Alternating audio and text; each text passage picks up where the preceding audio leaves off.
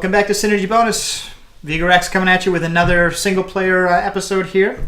Going to talk today about a game called Icarus Uprising from 2012 by Project Sora on the Nintendo 3DS.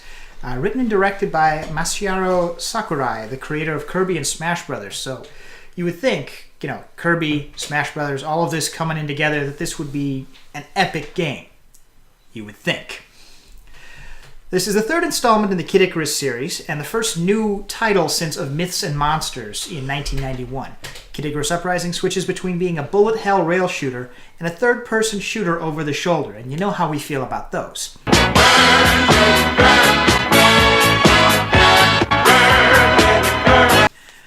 All the while being one of the strongest arguments available against any shooter ever being released on a handheld system ever. Just don't do it.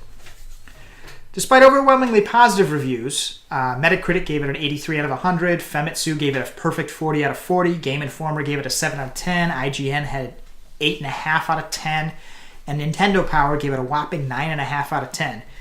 Kid Icarus Uprising suffers from the fatal flaw of being ultimately unplayable, largely due to garbage controls. We'll get into that. The setting of Kid Icarus, if you're not familiar, is a sort of an alternate Greek mythology, recasting Medusa from a simple Gorgon into the role of the goddess of darkness as a counter to Pit's mistress Palutena, the goddess of light. Uprising takes place 25 years after the events of the original game and kind of glosses over Of Myths and Monsters. Doesn't really retcon it out of existence, it just chooses to ignore most of it. While Uprising is the third installment of the series, unless you spent a great deal of time in an arcade in the 80s, your first exposure to Pit was likely Captain N, the Game Master. That guy. If you're younger, it may well have been Super Smash Bros. Brawl, where Pit blew onto the scene in 2008 with an updated look, a voice, and a more polished attitude than that of the stoic silent protagonist that we were familiar with. After Pit's appearance and subsequent rise in popularity, a new game following the old formula seemed like a sure thing and an instant classic. So what in the fuck-a-kiss happened? Simply put, the 3DS. Nintendo approached Sakurai after Brawl was a hit and asked him to do a launch project for the soon-to-be-released Nintendo 3DS back in February 26th of 2011.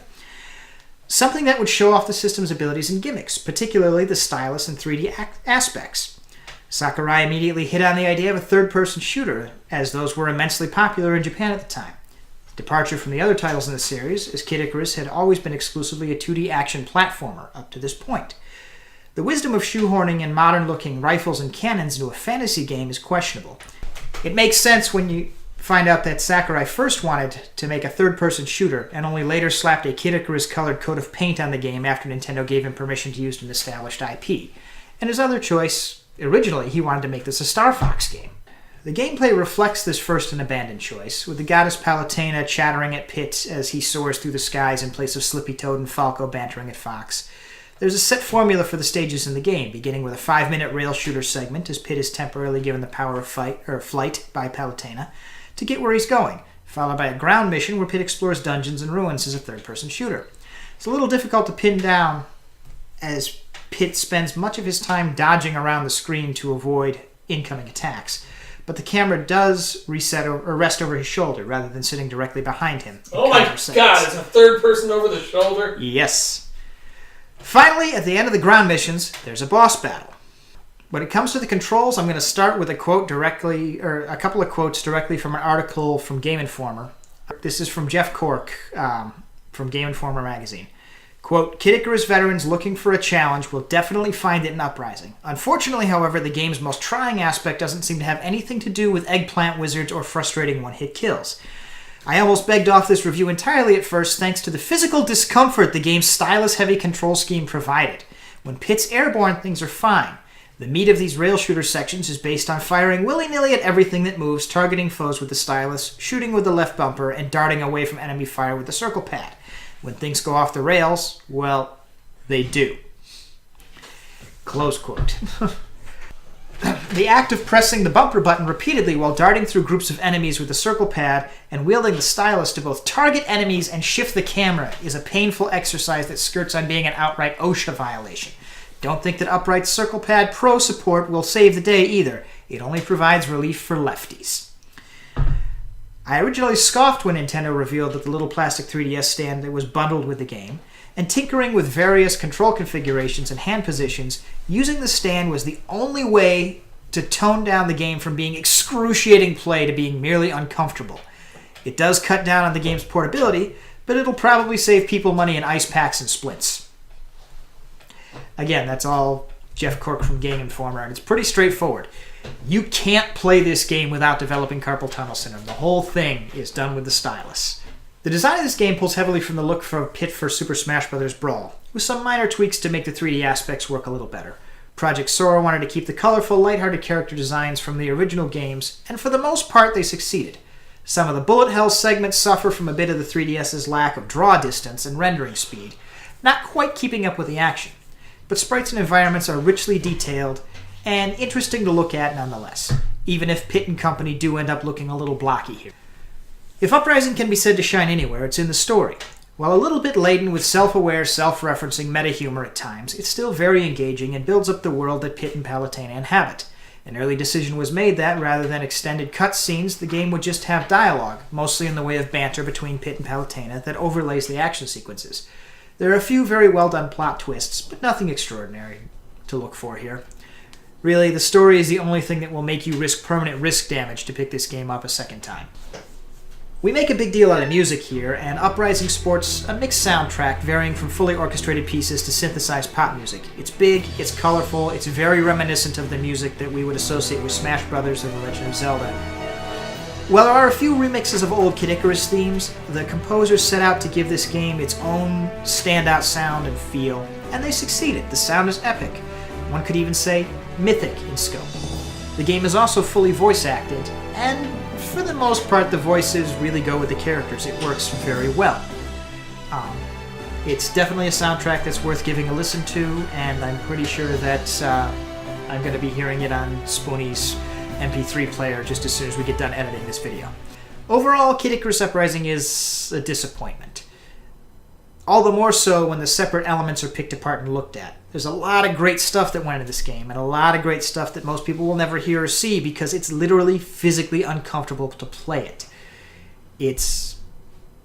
We keep saying over and over, graphics don't make a game, and with the fact that this is on a 3DS, graphics weren't the go-to thing in the first place. It had so much potential, and I was so upset and disappointed by this.